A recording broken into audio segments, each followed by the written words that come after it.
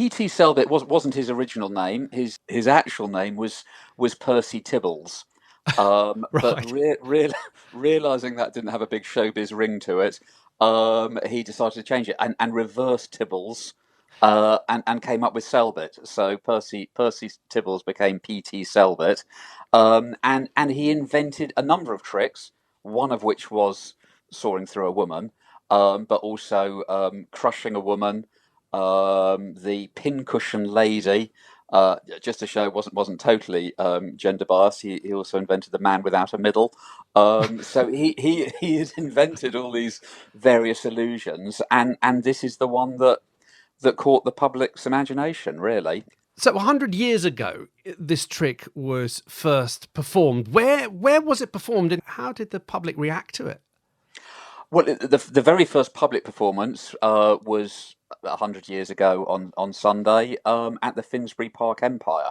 So that was the first public performance. Before that, he'd performed it at St George's Hall, which was the premier sort of magic venue of its day, to a number of bookers and agents to try and sort of sell it as a going concern for the circuits. And famously, Neville Maskelyne, who was the magician who owned St George's Hall and ran it, and was a famous magician in his own right, turned it down, saying he didn't rate it. Which was a sort of Beatles moment of the 1920s, of be, passing up, perhaps. I mean, he did say he regretted it for the rest of his life, but he didn't see anything in it. But someone did, and they booked Selbit for a big tour of the music halls of those days, and it just caught on. And there are various theories of why it did. That it was post First World War, and there was an element of fixing people who were injured or maimed, and so it sort of it resonated in that way. It was around that time that the suffrage movement was taking place, and there are some people who say that there was an element of it was a very divisive issue, and therefore for everyone who was pro giving women the vote, there were other people saying, "Oh, stick them in a box and saw them up." So that there's an element of whether that tied into the reason for it resonating. Um, I so mean, there, yeah, there was a story. I don't know if this has been verified, but that P.T. Selbit invited one of the suffragettes, Christabel Pankhurst, to become part of his act, to be the woman sawn in two and then put back together. I think she might have refused. well, I don't think she refused. She just didn't bother answering. But yeah, she put an ad in the papers saying that she was available for work. And P.T. Selbit, as any good magician should, looked at it and said, "Well, how can I get some publicity out of this?" And so he offered her a job. And as you said, and got a load of publicity of saying, "Well, I'm more than happy to saw her in half on stage," and what wasn't taken up, but got loads of publicity from it. And it's always been such a publicity driven effect as well. Selbit and Golden, who sort of came up with a second version and introduced that in America. Both of them had an ambulance outside the theatre, with a sign that says "in case the saw slips." So even if you weren't going to the theatre that night, you walked past it and you saw this ambulance outside, and, oh, what's going on here?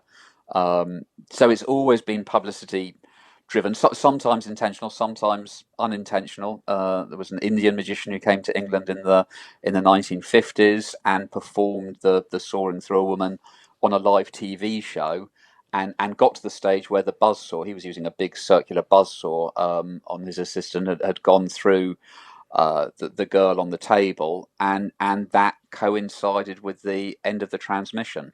Oh, So suddenly, having sawn through a woman, the screen went blank, and the BBC telephone switchboard went into meltdown because, as someone pointed out, and until you've restored someone, it's murder, basically. So I think a lot of people just thought they'd witnessed someone hacking someone live on TV. Now the trick has changed quite a lot. I mean, when Selbit first performed it, the girl was lying flat in a box. You couldn't see her head or her feet, and actually, the sawing was, how shall I put it, proper sawing. I mean, there's sawdust coming out, and it's quite long and laborious.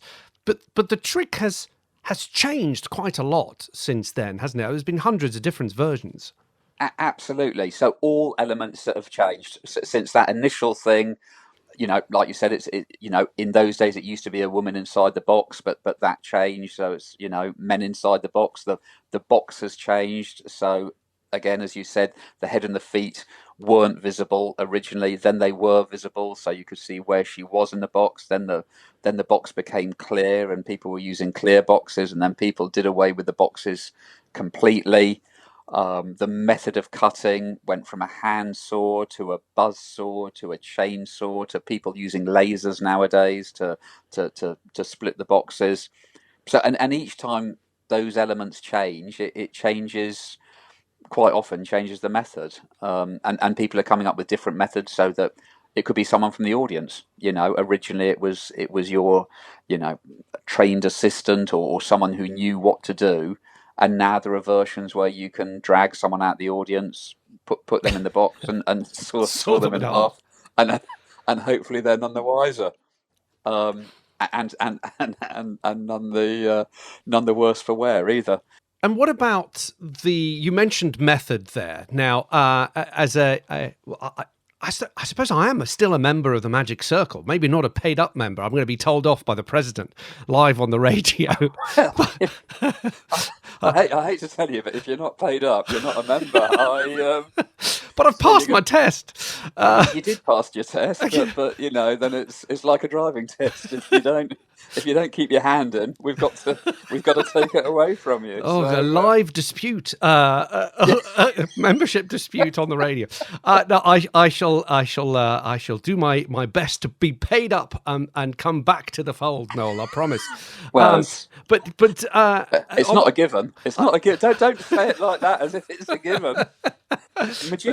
Magicians don't forget things like that easily. I might have to pass another test.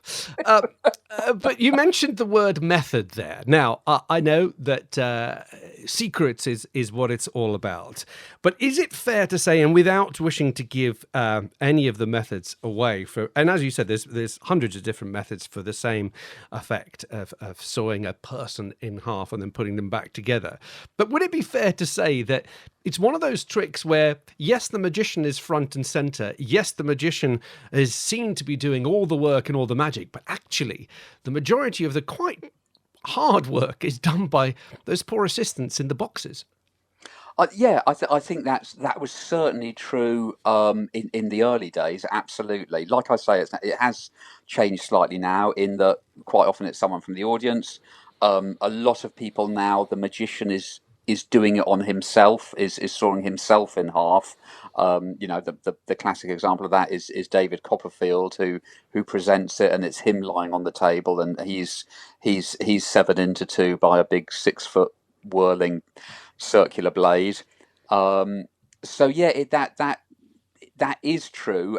But the other thing that I think is so fascinating about this illusion is P.T. Selbit's version was 100 years ago, and most things of 100 years ago, if you look at now, you'd sort of, they look slightly ridiculous. Everything's got smaller and stuff. Selbit's version, which we'll be showing on the event on Sunday night that we're doing online, with Debbie McGee, because Debbie assisted Paul doing the Selbit version, which isn't seen much nowadays, twice on TV, and Debbie's talking about it at the event, is still really baffling. It's it's not something that you can look at and ridicule. You actually go, it's still a really, really good baffling illusion, and that is unusual, really. I think for something 100 years later still to have stood the test of time, and for it not to look, oh my God, we've moved on from then, and we have, in a way, with, like I said, with lasers and no boxes at all. But the fact that you could still present Selbit's original version in front of an audience, and it would be they'd be baffled. A lot of the developments are still incredibly baffling. There are a couple that are very odd, I have to say, and slightly weird variations. There was someone who sawed a horse in half, for instance. But the variations, are baffling as well. But the original still looks good, and it would stand up against the test of time. Now, during the pandemic, the Magic Circle, which has its open days, has had the Christmas show, which sadly was not able to go ahead. Last year now with the pandemic, but you are doing this event on Sunday, this Sunday, which is available for people to watch online. So how can people get to do that? Well, anyone can join us on Sunday. Even lapsed members in disgrace Thank you. Are welcome. I say welcome. If we don't know you're there, we can't do anything about it. So yeah, it's running on Facebook. We have a Facebook page called the Magic Circle Unlocked, because, as you say, normally our doors are closed, and we're very protective of secrets and everything like that. So when we unlock the doors, this is the platform we use, and the public is welcome to join us. So the Magic Circle Unlocked Facebook page, 6 p.m. on Sunday night, and it will be 100 years to the day. And actually, during the presentation, we don't know exactly where Selbit was in the bill at the Finsbury Park Empire, but at some stage during our presentation, it would have been 100 years to the minute that this illusion was first performed and caught the imagination of the public.